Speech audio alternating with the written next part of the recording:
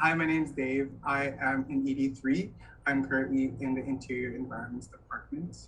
And yeah, I also work as a junior designer and administration um, assistant admin in a firm downtown called GW Architecture. Basically, pretty much, I'm just gonna approach this question as a way in the eye of an interior designer or just a designer in general. So pretty much for a restoration project or if I have any experience with restoration, it's pretty much just understanding a client pretty much and how they want to feel inside a space and how they want to live pretty much. And if it's not like a residential place, um, if it's for office use or anything, or if it's like a cafe or a restaurant, you have to also understand the locale, the environment, and also just the vibe that you want people to feel inside the place so that they're also comfortable, they enjoy the experience, and that they feel like they're able to do anything within the space that um, feels good, pretty much. And what you want as a designer, you want their intention to become clear as possible so that people walking into like a restoration can feel that, wow, this is a new space that I really want to be in. I feel like it also goes along with the first question that you asked, that you also have to understand um, the person that you're designing for, because at the end of the day, if it's good that you want to make a design or restoration for just the public in general, you have to have a good intention, you have to have good value system, and you also have to understand your why. Why are you building this?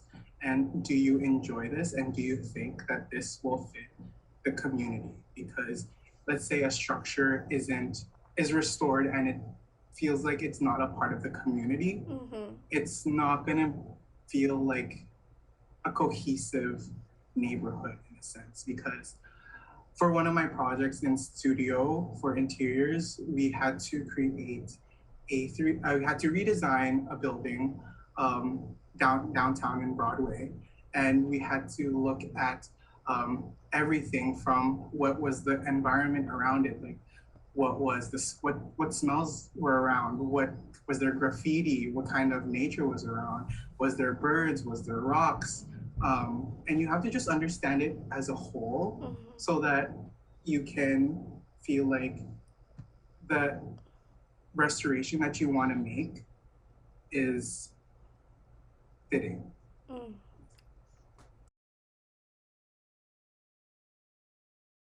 Okay, for this one, I want to say um, it's weird because as like, let's say if you become an architect, it's not necessarily your job to figure out if a structure is like stable, pretty much, or like the foundation is stable. There's so many engineers that do that.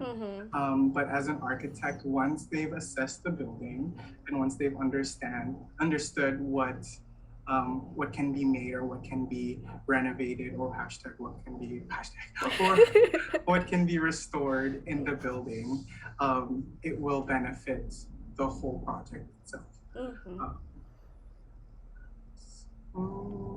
Yeah, so it's basically just what fits and what doesn't fit based on deemed, basically what fits and what doesn't, and what will be deemed as acceptable in the given conditions. Because also, if you think about um, foundations, and just if you're building from the ground, you have to understand the dirt actually, and how soft the dirt is, and how, like, if it's moist, if there's lots of clay, because if something is too moist, or if there's too much clay, or there's not a good ratio of dirt to like rocks or anything pretty much inside the ground, then the building can tip, and then that just like destroys the whole foundation and the whole structure of the building and compromises the whole project itself. So yeah.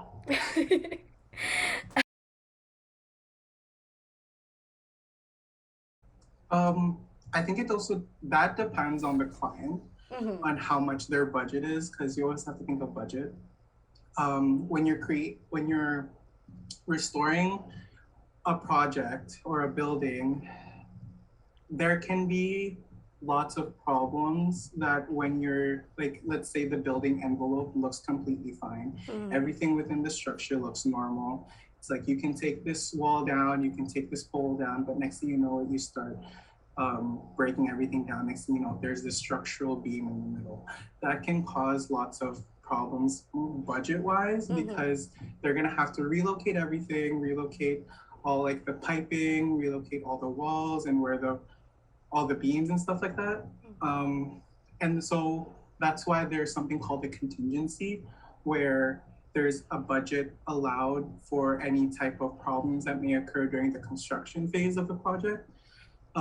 So stuff like that always comes out of the contingency plan, but sometimes you never know what the extent of the problem can lead to, because one problem can lead to another, So it depends on the project and the actual structure, if building a new structure or restoring it will be more better or worse for the project in general. Because then you have to go through project change notices, requests for information, you have to talk to construction engineers, you have to talk to structural engineers, landscape architects, everybody is pretty much involved in this. So yeah, and also in the future, interior designers, they'd have to understand what materials what you're able to use as an interior designer to figure out what fits in the project. Yeah. Well, as a student, I know meeting deadlines is very hard, especially if you're in this faculty. You have to follow a strict schedule, or else you're going to fall behind. You should get into the habit of making a schedule and sticking to it, because this doesn't just apply in school, it also applies in real life, because a lot of like different firms, like architectural firms and electrical firms and mechanical firms, they run on schedules so that they keep in track so that the project final date is met. If that's not met, there's going to be lots of problems, like money and all that, time wasted. But in terms of school, for like students, I really recommend writing down what you need to do at the beginning of the week, and just try to do as much as you can, even with the exception of you having breaks. Breaks is very important in this faculty. It's like burnout is a real thing. Creative burnout is something else. Like it's like, as kids we were taught like, oh, we have to study and get the correct, like all of our information are in a textbook, right? And we just have to memorize it. In design, everything's coming from here. And then you're looking at everything for inspiration, from like a piece of string to like a sticky note to like the ocean. So there's so much inspiration around us that sometimes it can feel overwhelming. So one advice that I could give to you is pretty much just follow what you're interested in.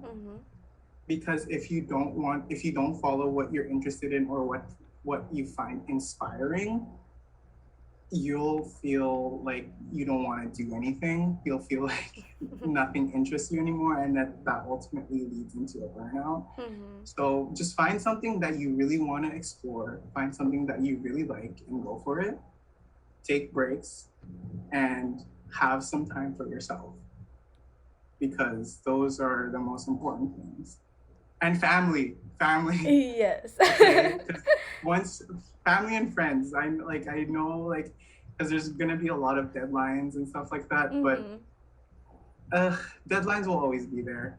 Time with friends and family won't. So if there's like a time that you and your friends want to hang out for dinner, do it. Go for dinner. It'll take 2 hours? 2 hours. Oh, and sleep. Sleep is a must. It is a must. Very important. It is very important.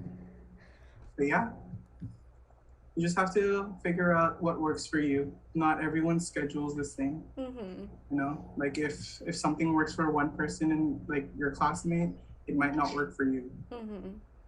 So you just have to. It's just trial and error, pretty much. Trial and error. See what works. See what doesn't.